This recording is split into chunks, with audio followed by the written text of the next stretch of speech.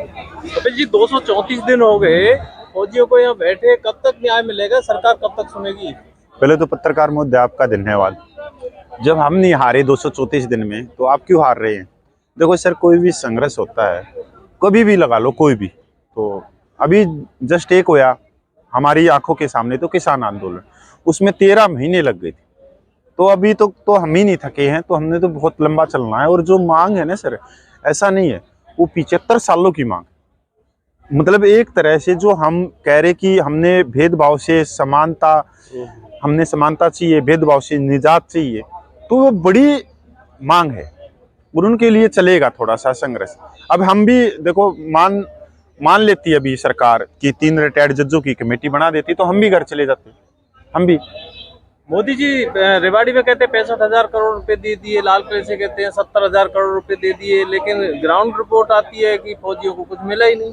ये तो इसका बेहतर जवाब तो सर सरकार ही दे सकती है। देखो, उन्होंने रेवाड़ी नहीं, अजमेर में कहा कि 65,000 करोड़ दे दिए और एक हफ्ते के बाद में फिर 70,000 करोड़ रुपया दे दिया। इसी चीज के भी तो हम सफेद पत्र मांग रहे हैं ना, फिर किसको दिया? ये पैसा हमारा है, ये टैक्स पेयर का पैसा है, पूरा का पूरा पूरे देश का, 140 करोड़ लोगों का।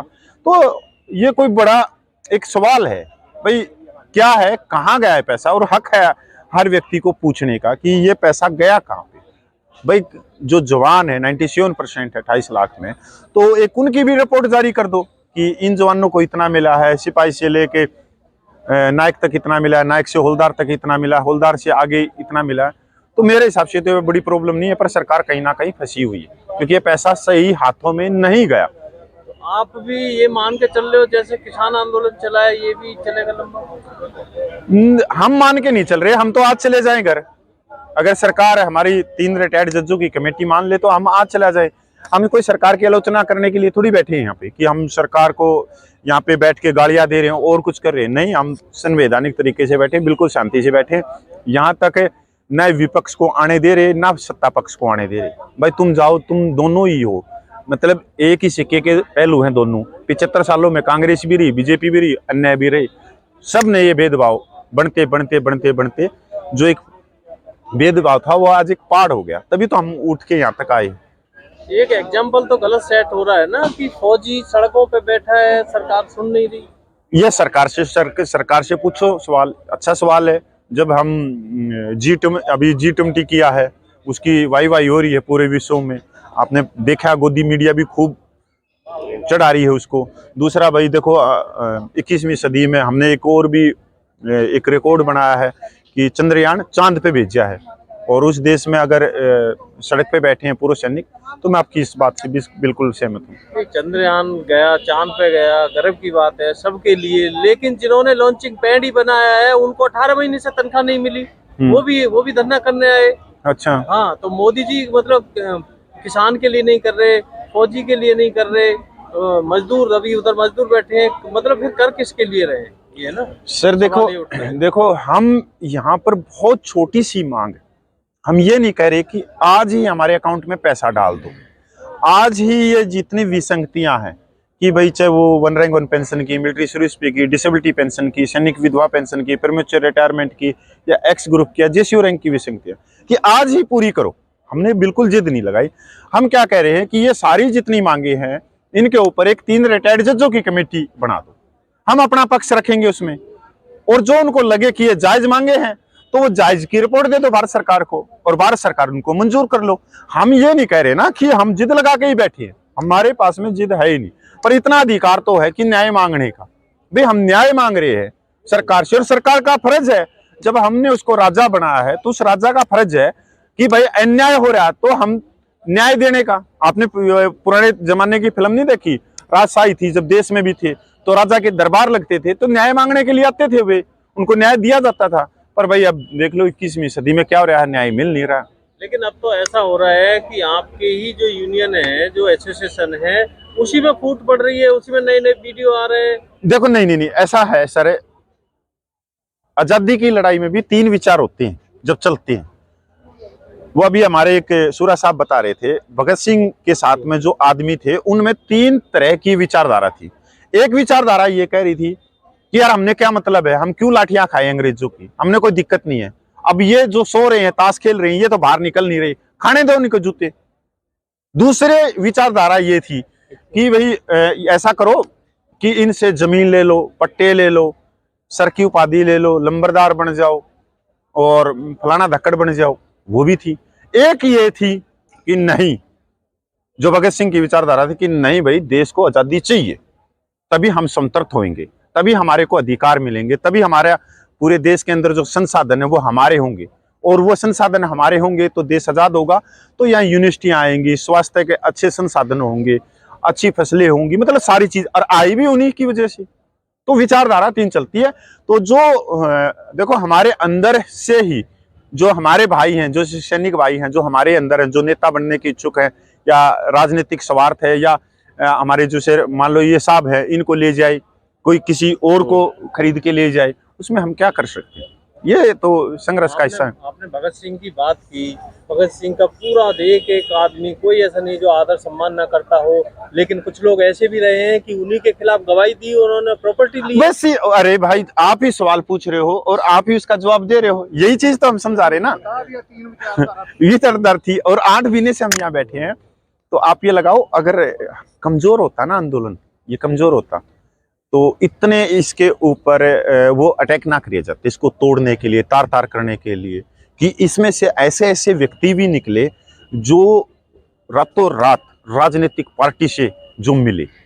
मतलब जो आदमी को गांव का सरपंच नहीं पूछता हो, और वो राजनीतिक मंचों पे जाके अगर पगड़ी बांध के बैठा हुआ है, मांग पत्र देने के लिए तो गया है, बात तो ठीक है, मांग पत्र वाले को कब से पगड़ी पहनाने लगी? मैं खुद माननीय रक्षा मंत्री से मेरी 6 मुलाकात हुई है, 7 मुलाकात, मेरे को तो कभी रक्षा मंत्री ने पगड़ी नहीं बांधी। मैंने मांग पत्र दिया, अपनी समस्याएं उनको बताई, मतलब पिछले कई साल, 5-6 साल में, तो मेरे को पगड़ी तो नहीं बंधी। तो ऐसे ऐसे व्यक्ति भी इतना कमजोर नहीं है, जिनका राजनीतिक सवार था, तो इतने बड़े लेवल पे वो जा सकते हैं। हमने पता था ये पहले से कि ये छोटा मोटा आंदोलन नहीं है, इससे पूरे देश के सैनिक में जागरूकता आई है, उन्होंने पूछे ये सारी चीज। आपने उठाई बात भगत सिंह की, भगत, मैं उस पर प्रकाश डालना चाह रहा हूँ। फिर भगत सिंह के नाम पे पगड़ी बांधते हैं, लेकिन मेरा अपना मानना है, शायद मैं गलत हो सकता हूँ, कि 1% भगत सिंह को नहीं पढ़ा किसी ने। उन्होंने किताब लिखी है, मैं नास्तिक क्यों हूँ, सिर्फ अनुयायी हैं या भक्त हैं, लेकिन जो विचारधारा है उसको फॉलो नहीं करते। नहीं, पता है क्या, हर व्यक्ति नास्तिक है। आस्तिक का मतलब है ही नहीं। जो अपने अधिकारों के लिए चलेगा, जो समानता के लिए चलेगा, वो हर व्यक्ति, कि आप इसको दूसरी साइड में लेके जाते हो। धर्म शांति के लिए होता है, कि हम थोड़ी शांति करें, बैठे कहीं अपना कीर्तन कर ले, ये कर ले। पर जब हम आते हैं अपने अधिकारों की बात, वहां भी चलता है, और हर चीज का महत्व होता है। धर्म नहीं है तो आगे भी नहीं जा सकते आप, ऐसा नहीं है कि नहीं है। चलो वो दूसरा टॉपिक है, उस पर बात नहीं करेंगे। अभी हम का फौजियों के धरने पे बात करेंगे। उसी पे करनी चाहिए ना, आप बीच में ले गए इसको। नहीं नहीं, आपने भगत सिंह की बात चला दी, इसलिए हाँ, तो आपने नहीं करनी थी ना पत्रकार सवाल। मैं ऐसा लगा कि मैं पत्रकार से पूछ रहा हूँ सवाल। लेकिन मैं ये कह रहा हूँ, आपकी एसोसिएशन में 2 फाड़ हो गई, कुछ राजनीतिक रास्ते पे जा रहे हैं। कोई भी फाड़ नहीं हुई आज तक, उसकी क्लेरिफिकेशन दो। मैं ये हुई, ये जो सबका सैनिक संघर्ष कमेटी है, 2008 में इसका जन्म एक तरन तारण की एक तहसील थी साहब, मेरे ख्याल में, जब तो एक तहसील थी, आज वो जिला है। इसके अंदर एक भी बंदा बाहर नहीं गया, एक भी बंदा, इसकी कोई फाड़ नहीं हुई। और पिछले 14 साल से ये सिर्फ रोड के ऊपर है, इसी एक एसोसिएशन में, जिसकी एसोसिएशन में संघर्ष शब्द है, जिसके अंदर संघर्ष शब्द है। पूरे इंडिया में वैसे 1000 एसोसिएशन होंगी, किसी भी एसोसिएशन के उनके शब्दों में संघर्ष नहीं। जिसके संघर्ष ही हो, जिसका नाम ही संघर्ष हो, वो रोड पे ही है। इसने हजारों तो, इसने 24 तो आंदोलन करे हैं यहीं पे, जंतर मंतर पे, कभी इच्छा मृत्यु मांगी है, कभी लाल किले इस पे अपना इंडिया गेट के ऊपर कीटनाशक दवाइयाँ पी हैं, कभी रेलवे ट्रैक जाम किए हैं, बहुत सारा सद्भावना बस रोकी है। 14-15 मुलाकातें रक्षा मंत्री के साथ में हुई है इसके इतने सालों में। लोकसभा में और राज्यसभा में 57% रखवाए, मतलब आज तक हम रुके नहीं। तो कोई भी 2 फाड़ नहीं हुई। जो 2 फाड़ की आप कह रहे हो, जिनके विचार ना मिलते हो, जैसे साहब मेरे साथ में खड़े हैं, अगर साहब ये कहें कि नहीं मैं यहाँ पे इस मंच के अंदर कांग्रेस घुसाऊंगा, ये साहब कहें मैं बीजेपी घुसाऊंगा, नहीं घुसेगी। मैं घुसाऊंगा कांग्रेस बीजेपी तो मैं घर जाऊंगा, हमारा सीधा सा है। एक हफ्ते पहले वीडियो किया था हमने, अभी 4-5 लोगों का यहाँ बैनर लगा था, उन पे उनका स्वागत भी कर हाँ, रहे तो थे। स्वागत ऐसे ही करते हैं हमें। जूते वूते से स्वागत कर रहे थे उनका कि ये 13 लाख रुपए लेके चले गए। वो आप ऐसा करना, अगर आपको बैनर ज्यादा प्यारा है तो आप उनको बैनर को आप ले जाना घर पे। आपके अगर घर में कहीं जगह हो, कैलेंडर निकाल देना भगवानों की, उनकी तस्वीर लगा देना। जो जैसा करेगा वैसा भरेगा। भरेगा। नहीं। हमारा सीधा, अगर आपको हमने मान और सम्मान देते हुए 28 लाख लोगों की पगड़ी पहनाई है हकों की, और आपने वो पगड़ी ले जाके किसी के दफ्तर में रख दी राजनीतिक पार्टी के, तो भाई हलवा और खीर हमारा तो ब्योत है नहीं कि हलवा और खीर खिलाएंगे।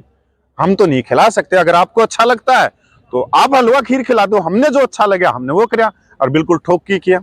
नहीं, मैं ये जानना चाह रहा हूँ, आप ये कह रहे हैं कि कोई हमें डिवाइडेशन नहीं हुआ, लेकिन ये हफ्ते पहले हमने वीडियो की कि वो लोग जो पहले थे, कुछ लोग तथाकथित जो भी लोग होंगे, वो इतने 12 लाख या कुछ पैसे लेके भी चले गए, उन्होंने अलग रजिस्ट्रेशन बना ली या सरकार के पक्ष में चले गए। मैं वो उसको क्लियर करना चाह रहा हूँ। सर देखो, इसमें जितने भी हम बैठे हैं, हमारे पास में कोई भगवान का शीशा नहीं है, जादुई शीशा नहीं है कि हम उसको लगा के किसी को पहचान लूं। क्या पता कल मैं काला निकल गया तो फिर मैं क्या करूंगा? मैं धोखा दे के निकल गया तो आप क्या कर सकते हो मेरा? मैं आज तो अच्छी अच्छी बातें कर रहा हूँ यहाँ पे। आज मैं यहाँ भगत सिंह की बात कर रहा हूँ, इंकलाब की बात कर रहा हूँ, सच्चाई की बात कर रहा हूँ, और कल मेरे को कोई खरीद लेगा तो मैं क्या करूंगा? जब ये क्या करेंगे? आज तो मेरे साथ में खड़े हैं भाई, मेरे पिता सम्मान व्यक्ति मेरे साथ में खड़े, कल इनसे ही ये सवाल पूछेंगे कि कपिल भोजी को क्यों लेके आए? कपिल भोजी इन्होंने तो आज तो मैं कर रहा हूँ भगत सिंह की बात, कल इनको बेच के मैं निकल जाऊं। तो सर ये प्रकृति का नियम है, चलेगा। बस मैं उसी पर प्रकाश डालना चाह रहा था कि जब हमारी संख्या डिवाइडेशन होकर कम होती चले जाएगी, कैसे न्याय मिलेगा? नहीं, ऐसा कुछ नहीं, ऐसा नहीं। आप 28 लाख फौजी एक चीज आप जो कह रहे हो ना, वो गलत है। देखो, कोई भी जब चलता है, संघर्ष है, उसमें आपको ये लग गया कि ये आदमी ठीक नहीं है, तो आप उसको दूर करना पड़ेगा। अगर बीमारी घर के आगे से जा रही हो और टम्पू में माइक लगा के कह रही हो कि कैंसर है, जिसने लेना हो वो घर के अंदर घुसा लो, तो मेरे को तो लग नहीं रहा कि कोई ये कहेगा कि साहब की कैंसर, भाई तू अंदर आ जा और अंदर बैठ जा ना। उसको घर के आगे से निकल रहा है तो उसको और थोड़ा सा दूर कर दो। यही चीजें हैं, इससे कोई स्ट्रेंथ कम नहीं होती जहां तक हमारा। और स्ट्रेंथ के ऊपर जो चलता है कि ये सोचता है कि मैं लाखों व्यक्तियों के भरोसे चलूंगा, तो वो कभी कामयाब भी नहीं होता। आपका जो जुनून है ना, जो आपकी जायज मांगे है, चाहे उसके पीछे 5 व्यक्ति खड़े हो, चाहे 5 लाख खड़े हो, पर आप 5 के 5 इकट्ठे होने चाहिए। सरकार सिर्फ एक विचार से डरती है, सरकार गिरने से। अब 5 स्टेट में चुनाव है, उसके बाद 2024 में लोकसभा के चुनाव है। यदि अभी 5 स्टेट के चुनाव तक आपकी बात नहीं मानी गई, फिर 24 तक नहीं मानेगी, तो आपका नेक्स्ट स्टेप क्या? वो अपने आप देख लेंगे सर। फौजी इतने समझदार हैं फौजी, हम तो आज तक कहते नहीं है। हमने बताया ना, कांग्रेस बीजेपी में हम जाते नहीं, पर अगर हमारी वोट से हमारी पेंशन कम हो रही है तो सैनिक भाई उसको वोट क्यों करेंगे? जिसने भी कोई जो करेगा। अगर मैं मान लो आपको अपने घर पे लाके चाय पानी पिला रहा हूं और मेरे को मालूम है कि आप घर से बाहर जाते ही मेरे को जूते मारोगे, तो भाई मेरा तो नहीं है, मैं तो नहीं बुलाऊंगा आपको घर पे। तो ये सैनिक भाई है, इसका हम तो हमारे मुंह से क्यों को आओ, जो करना है वो सैनिक करेंगे। संतर्थ है आपको जो लोग सुन रहे हैं सरकार, हाँ संतर्थ है सर, मैसेज क्या देना चाहेंगे? संतर्थ है, उन्हें जो कुछ करना है वो संतर्थ है, क्योंकि वोट तो हर एक व्यक्ति को करनी चाहिए। संविधान का हम पालन करते हैं, और इस संविधान को, इस देश को आजाद करवाने में 7.5 लाख क्रांतिकारियों ने बलिदान दिया, तब हमने वोट का अधिकार मिला। हम ये तो नहीं कहेंगे कि वोट नहीं डालनी चाहिए, है ना साहब? यह गलत है, वोट तो डालनी चाहिए। फिर कल ना हम किसी कोई कसूरवार भी नहीं कह सकते कि इन्होंने हमारे साथ में गलत किया। नहीं सर, वोट से क्या अपील करना चाहेंगे? सरकार से तो मैं आपके चैनल के माध्यम से इतना ही कहना चाहता हूं कि हमारी कोई बड़ी मांग नहीं है। 3 रिटायर्ड जजों की कमेटी बना दी वो, और जितनी भी हमारी मांगे हैं वो फैसला करे, जायज है या नाजायज है। अगर जायज है तो मान ले, और नाजायज है तो छोड़ दे। और इससे सरकार को मैं एक चीज और भी कहूंगा कि आपकी जो प्रभाव भी आपकी, क्योंकि इलेक्शन भी हो, बहुत ज्यादा प्रभाव पड़ेगा, क्योंकि सैनिकों आपको मानते हैं, आपको वोट दी है, सब कुछ दी है, पर आपकी वोट प्रतिशत कम हो रही है। इससे कोई हम भागेंगे नहीं इस बात से, ये एक सच्चाई। सरकार की वोट प्रतिशत अभी आज की फिलहाल में कम हो रही है सैनिकों से। तो सरकार को एक भरोसा देना चाहिए जो पहले थी कि नहीं, मैं पूरे सैनिकों के साथ में हूं। तो सैनिकों ने जिस तरह से 15 सितंबर 2013 को और 2014 में जिस इलेक्शन में बम्पर वोटिंग करी थी, तो आगे भी कर देंगे। हमने हमारा हक चाहिए और ज्यादा कुछ नहीं।